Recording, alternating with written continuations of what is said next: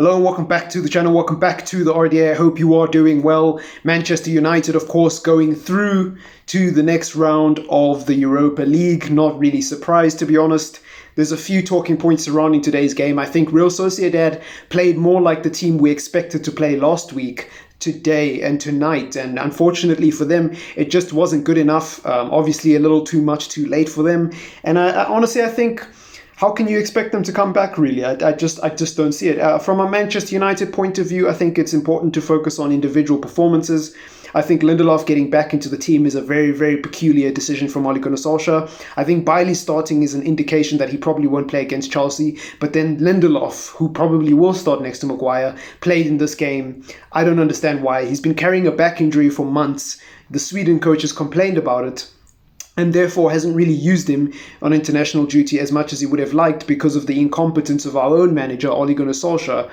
And look, this is not an Ole Gunnar Solskjaer hate video. That's not what it is. This is just me being honest. Anyone who watched this channel last year knows that I was Ole Gunnar Solskjaer's biggest defender on this channel because there was reasons to defend him. I think tactically Ole Gunnar Solskjaer is not a very good manager. I think his decision making and in-game management is not very good. In other words, his substitutions as well as his team selection. And I think one of the things that stood out last season that made me believe that he could be the right man for the job was, despite those first two things, the third thing, he's man management was magnificent. Man management, what do I mean by that? I mean keeping the spirits and the morale of the team up, getting the team to play for you, and actually making sure that the development of certain players is going in an upward trajectory. I don't think we're seeing that this season with Ole Gunnar Solskjaer as much. Now, Scott McTominay, Bruno Fernandes, Marcus Rashford, whether you accredit that to Solskjaer or not, I'm not going to say that it isn't for Ole Gunnar Solskjaer, just to show how unbiased I am. I'm willing to give Ole Gunnar Solskjaer the credit for those three players, even though he probably had nothing to do with Bruno Fernandes being this great.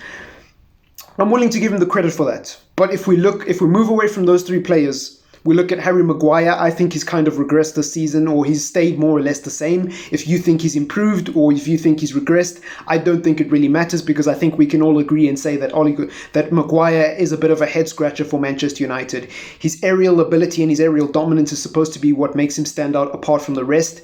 But for me, I just haven't seen it. I really just haven't seen it. Of course, in the air, he has a bit more of a presence than Victor Lindelof. And of course, anybody who watches Harry Maguire can see that that is an attribute to his game. But I don't think it's as good as people propped up when he signed. Aaron Wan-Bissaka has been absolutely run into the ground, and whatever you think of Aaron Wan-Bissaka, I think you take away his slide tackling and his one-on-one duels. He really is an average fullback, especially in the modern game. Going forward, he's very robotic and very, very still, like he looks very unnatural going forward, in my opinion.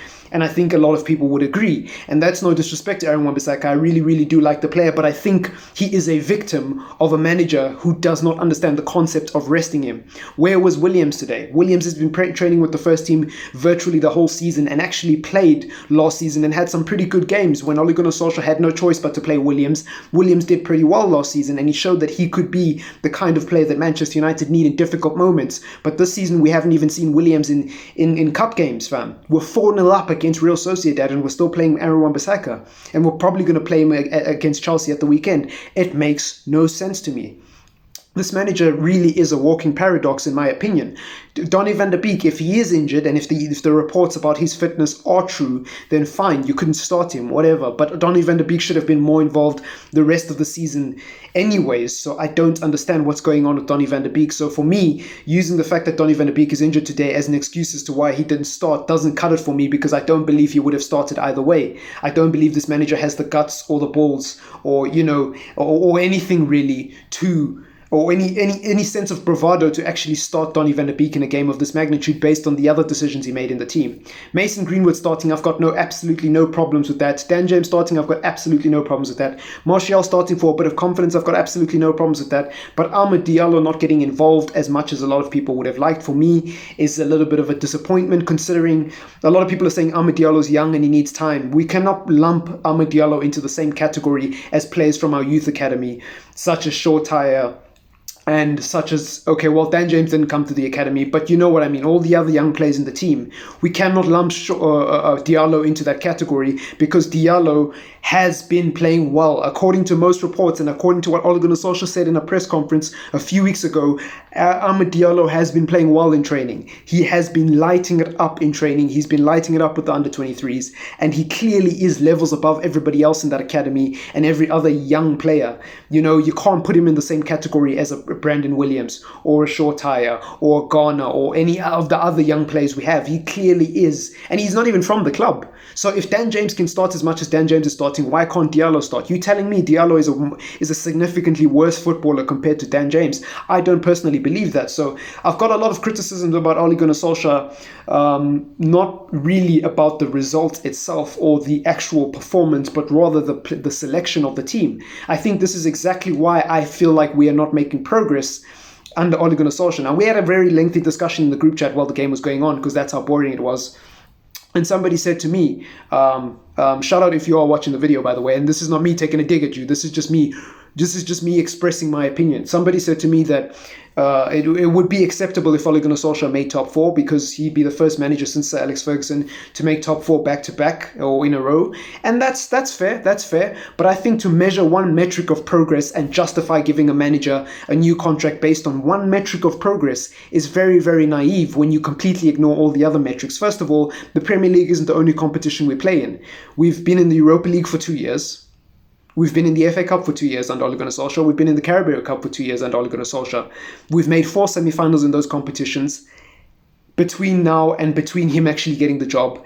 And we've failed in all of them. So for me, if we do not make it past the semi-final in all of those respective competitions, and we haven't in the Carabao Cup already, we've already failed on that front. So if we don't make it past the semi-final in the Europa League, make it past the semi-final in the FA Cup, for me, just making top 4 again is not good enough based on these reasons. Number one, the stat that we have the most goals in the league is absolute bullshit, because if you take away the Southampton game and if you take away the Leeds game, we don't have that many goals. We scored 9 goals in one game and 6 goals in another game.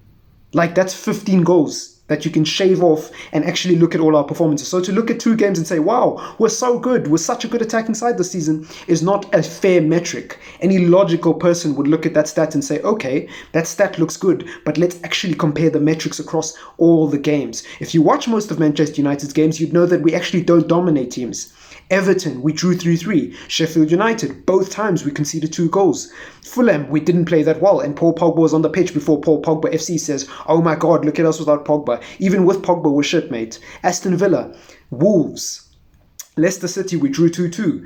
Everton last year, we won 3-1, so that's a fair result. Southampton, we had to come from behind. And I'm not talking about the 9-0, I'm talking about Southampton last year. We had to come from behind. Arsenal, we drew 0-0, and then last year, we lost 1-0 to them. So Liverpool, we drew to them in the league. Man City, we drew to them in the league. Chelsea, we drew to them in the league. Every top 6 club, Tottenham, we lost 6-1. We got absolutely battered. Brighton, both games. The first game against Brighton, if we didn't get a penalty outside of regulation time, we draw that game, bruv.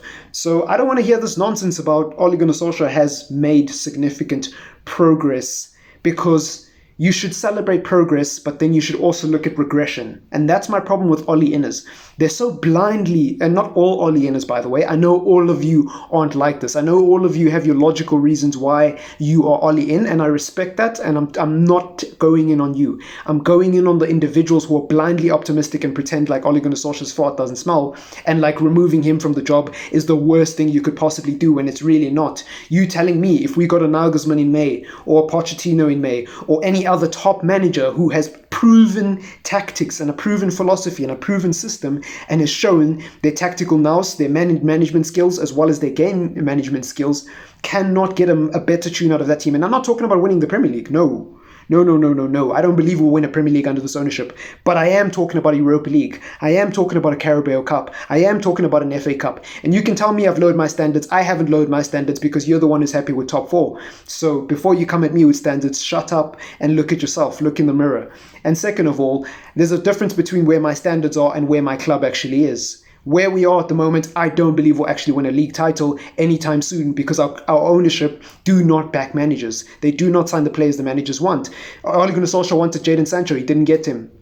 Ole Gunnar Solskjaer wanted a centre-back. He didn't get a centre-back. Ole Gunnar Solskjaer needs a CDM. Oh, he wanted Grealish, actually. He didn't want a CDM, apologies. He wanted Grealish, and he didn't get Grealish in the summer, obviously, because Pogba didn't leave. And instead, they just bought Van der Beek and Cavani and Telles. And maybe he did want Telles, but Cavani and Van der Beek, I think we can all say, those weren't Ole Gunnar Solskjaer's priority signings.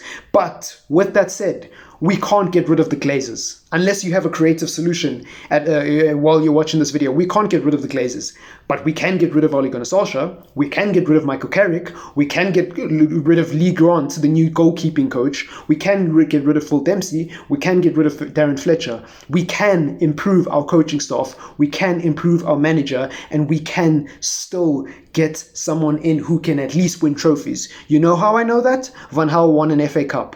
Mourinho won a Carabao Cup and a Europa League. So anyone saying we can't win a Carabao Cup, Europa League or FA Cup under this board, you're chatting out your ass, mate. And actually, Sir Alex won the league with this team, but I'm not even going to go there because Ed Woodward wasn't there when Sir Alex was there. So that was a totally different time and the club was run very differently. I'm not even going to go down that road. But we can win things under this board. Do not pretend like Ole Gunnar Solskjaer is the end-all be-all, and if we sack him, nothing will change, because there definitely will be an improvement. Number one, we won't fall asleep when watching United on a Thursday night, and number two, we'll actually see an upward trajectory towards winning something and not just making semi-finals every year and playing a weaker team in the semi-finals so that we can go and lose to Crystal Palace just to scrape top four the next week. I'm fed up of it. I'm really, really fed up of it. And you know what? It's not even about today's performance. It really isn't even about today's performance. It's about the fact that this manager is a walking paradox, fam. Why did Rashford even have to come on today? Bloody hell, if Bruno Fernandes got injured today, oh my God. Wallahi, inshallah. Allah take the wheel. Jesus take the wheel. Zeus take the wheel. Whichever God is right, take the wheel.